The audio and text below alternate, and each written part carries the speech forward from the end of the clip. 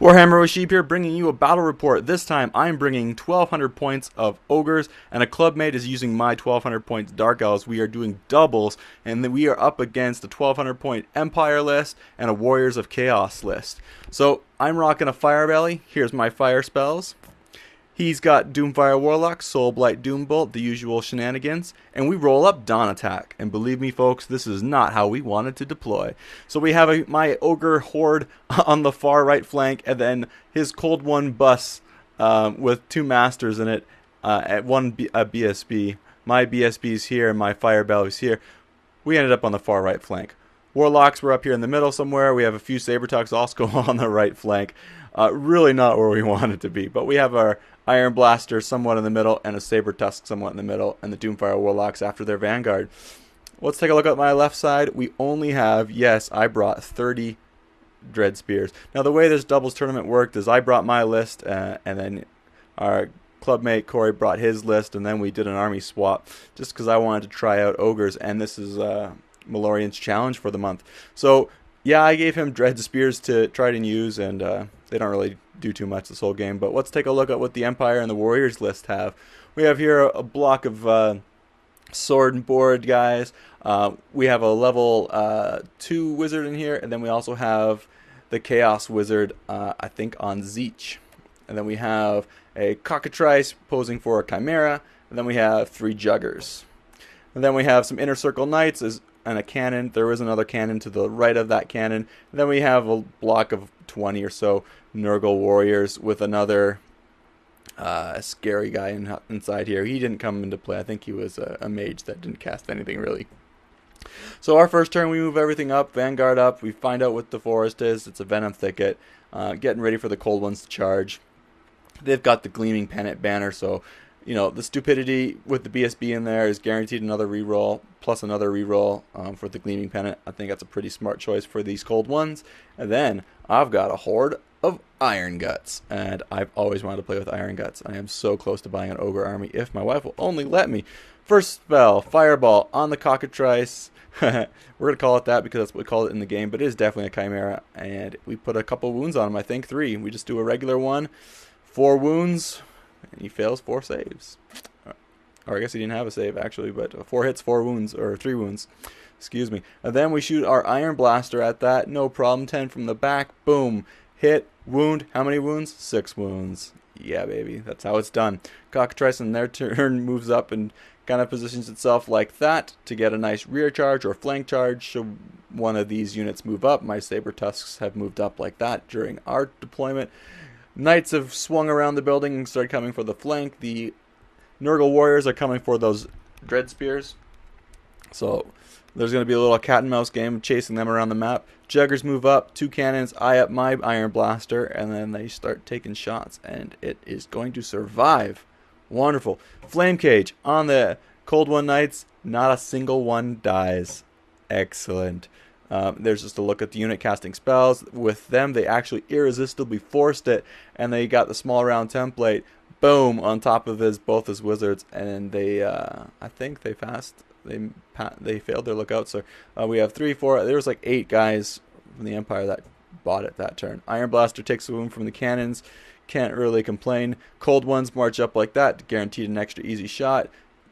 Doomfire Warlocks out of their arc of sight, past the Juggers. Sabertusk comes up here to redirect these Juggers out into the woods, and we're maybe get an easy shot charge on a cannon. Sabertusk to redirect that steam tank, and the Iron Guts decide to go into the forest, but then deciding we don't need to be that close.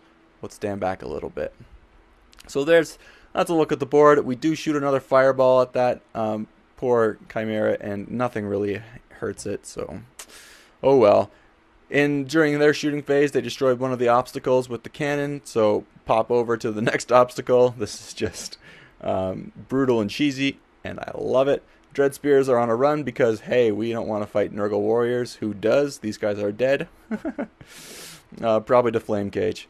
My spell, Fireball, and then I also try Piercing Bolts at the Chimera. It survives. What the heck? So look at the left flank. Look at the side of the board down from the right side. The Inner Circle Knights move up even closer to guarantee a good charge.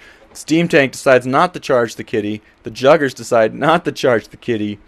Quite fine with where they are. But the Cold Ones go in. Actually, excuse me. This is the opposite.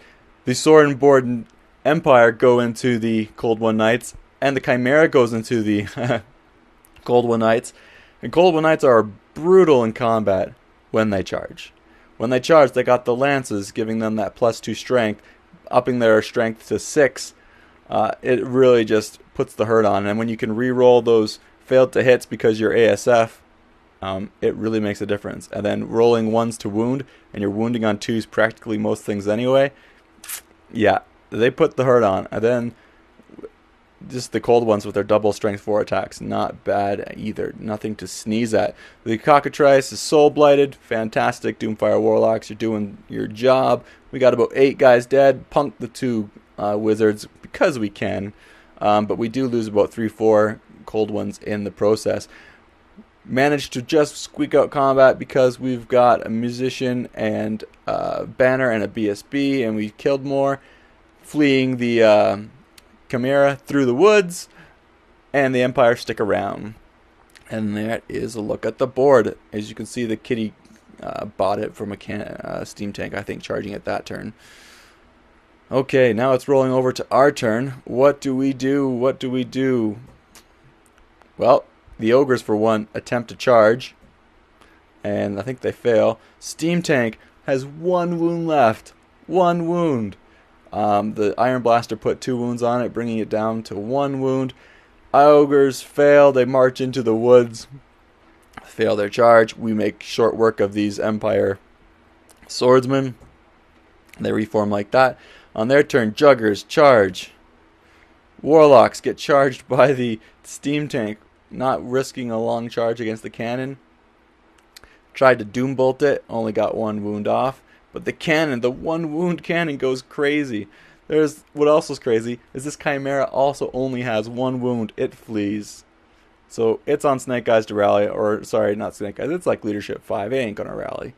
And then the Ogres, the Juggers overrun from the kitty, and they charge into this combat. The Inner Circle Knights make a nice, I'm not going to say ridiculous, it was a nice, they need a 9 or a 7 or an 8, something like a pretty normal charge. They make it into the flank of these Ogres, and they're going to put the hurt on because they are no longer steadfast. However, this forest is a venom thicket. So I do have poison, but is it going to be enough? I don't think so when you got great weapons swinging last. And from this picture, no, it is not. The Knights came in and wrecked face on the Ogres, losing my BSB to the charge. And I failed to mention earlier, but my Firebelly, when he cast that firebolt at the Cockatrice to try and kill the last wound on it, he actually got sucked into the warp, and he is down the hole, and everything took a strength 10 hit and put a lot of wounds onto the Ogre unit, which hurt my BSB, who failed his lookout, sir, and making him an easy target for the Knights to come in and solo him out. So we flee, and thank the Ogre gods, these Knights on 3 dice, Swift Stride, rolled 3 2s. Yes, they overrun 4 inches. My Ogres flee 6. I bounce through my Knight unit, and I appear right like that on the board still. Hoping I can rally. Alright, next turn, sweet. Yeah, sweet Ogre lovin', I do rally. Fantastic. Steam Tank, 1 wound Steam Tank, just says, screw you, Doomfire Warlocks, and grinds them off the table. But in combat, this is how Cold Ones should be used. They charge through dangerous terrain, through the woods, but that's alright. They put the hurt on the Knights before they even get to attack. They kill them to a man before the Knights can even attack. Brutal when these guys get into a charge. I reckon these guys could be used somewhat like Wild Riders, and I think maybe 1 or 2 lists I'm going to try running them in like a group of 6 or 7, and just to throw them in there to soften stuff up before some meteor executioners go in or something like that. So we have a look at the dead pile. These are all dead. Steam Tank's still alive. Cannon's still alive. This Chimera is fleeing. However, next turn it rallies, and then it charges in its following turn. The Dread Spears, who are being chased still by these Nurgle warriors because of their elves, and they have one more movement. They're gaining 2 inches on these poor Nurgle warriors every turn. Such is life, but the Chimera is going to slow them down. There we go. We also have the Cold One Knights with the excellent blurry picture going into the steam tank. Gonna punk that last wound off that stupid steam tank. Chimera makes mush out of these dark elves here with the spears. And then finally, with them being pinned in place, the Nurgle warriors make it into their flank. They're gonna pop. Oh my goodness. In combat, this steam tank puts the grind attacks on the Cav. Even with their charge, he couldn't fail, or he couldn't make couldn't have asked for a better charge, actually. As I recall, this was sort of the highlight of the night for our games night. We go in and we put a world of hurt on the steam tank. We managed to squeak, like 7-8 hits, 6 wounds. We hand it over to our other clubmate Evan and say, "All right, Evan, let's see you make all 6 4+ saves," and he does. So we were all astounded and like, yeah, no sweat. We can get Evan to roll all of our 4+ saves from now on. So congrats to him, but that was pretty game-changing for them. Unfortunately, next turn we're going to kill them. And we actually call the game right after in our turn when we punk the steam tank. Sure, they get our Dread Spears, but we have our full Ogre Horde still alive. Our Cold One bust, both of our Dark Elf heroes. And we squeak out a minor win. So we were quite happy. Here's a preview for the next game. We do the same thing again. We switch armies just to change it up, and we're placing double Empire. Stay tuned, guys.